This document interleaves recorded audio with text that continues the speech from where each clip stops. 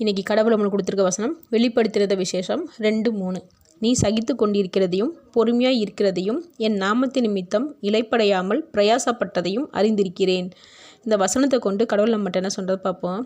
நம்ம வேதனையை தாங்கிக்கிட்டு பொறுமையாக கஷ்டங்களை சகிச்சுக்கிட்டு ரெஸ்ட் எடுக்காமல் ஓடிட்டே இருக்கிறது தேவனுக்கு எல்லாமே தெரியும்னு சொல்கிறாரு.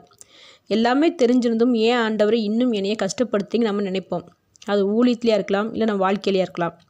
அதுக்கு தான் வெளிப்படுத்தின விசேஷம் 2:4 இவ்வளவு நீ சகிச்சுக்கிட்டு இருந்தாலும் ஆதியில் என் மேலே உனக்கு இருந்த அன்பை விட்டுட்ட, அது எனக்கு குறையாக தெரியுதுன்னு சொல்கிறாரு. அதாவது ஆரம்பத்தில் தேவன் மேலே நம்ம வச்சுருந்த அன்பு இப்போ குறைஞ்சி போய் நம்மளோட பிரச்சனைகளை அதிகமாக நினைக்க ஆரம்பிச்சிட்டோம். இதுதான் தேவனுக்கு குறையாக இருக்குன்னு சொல்கிறாரு.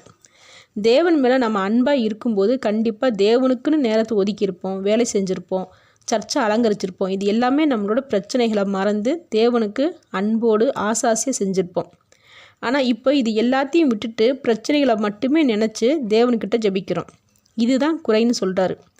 வெளிப்படுத்தின விசேஷம் 2:5 நீ மறுபடியும் என்கிட்ட அன்பாக இருந்து மனம் திரும்பி எனக்கு ஆதியில் செஞ்ச கிரியைகளை செஞ்சு எனக்கு குறையாப்பட்டதை நிறைவாக்கு, அப்போ நான் உன்னிடத்தில் சீக்கிரமாய் வருவேன்னு சொல்லியிருப்பார். அப்போது தேவன் நம்மக்கிட்ட எதிர்பார்க்குற அன்பை நம்ம தரும்போது நிச்சயமாக தேவன் நமக்கு வெளிப்படுவார். ஆமேன்.